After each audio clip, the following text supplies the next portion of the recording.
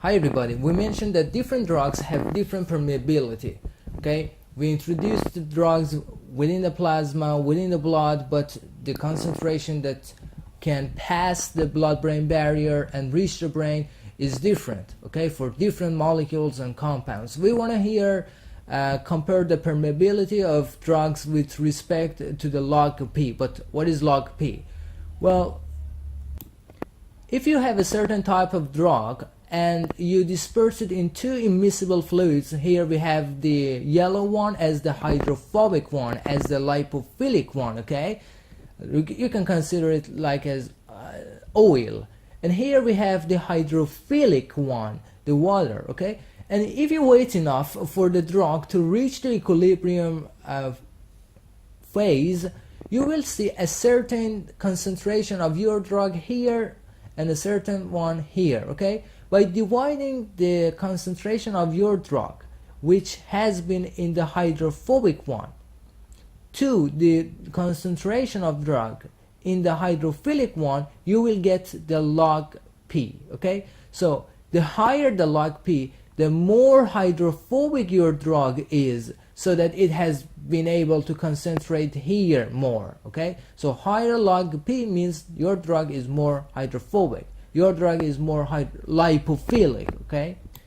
And here you see that by increasing the log P, it means that by increasing the hydrophobic or lipophilic part of your molecules, they will be able to permeate the blood-brain barrier more due to the lipophilic endothelial cells, you know, the lipid bilayers, okay? So they can interact in a better way. But not all the molecules follow this trend. Just consider glucose, okay? Glucose is somehow a hydrophilic molecule, okay?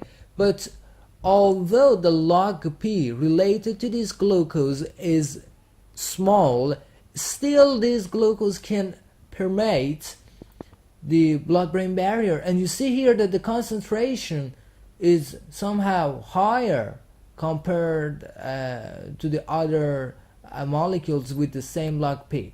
But here you see the other drugs, okay, which even if we increase the log P, the hydrophobic part of these drugs, they cannot cross the blood-brain barrier, and this is related to the polyglycoproteins that we mentioned. You know, here I showed you the nanopumps, which are responsible for pumping back the drugs back to the bloodstream. Let's get a little bit more into the details, okay?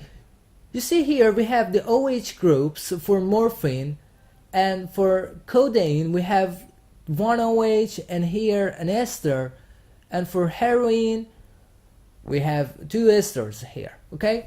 The OH groups, due to the lone pairs of electrons here, we have two electrons here and two electrons here, the morphine is more hydrophilic, okay? It is more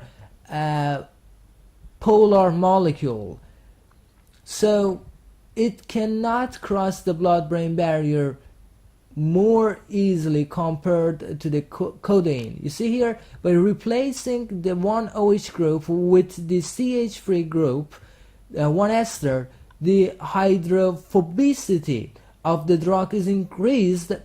As a matter of fact, its interaction with the phospholipid bilayer is increased, so that the amount of codeine which can cross the blood-brain barrier is increased as well, okay?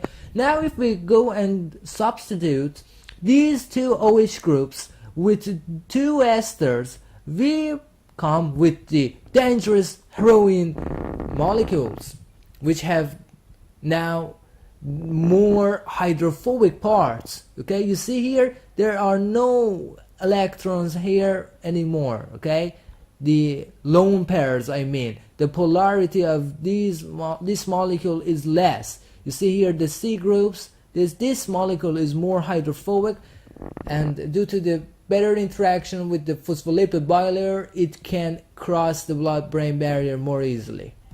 In this slide, we just want to have a look at some diseases such as Alzheimer and Parkinson's.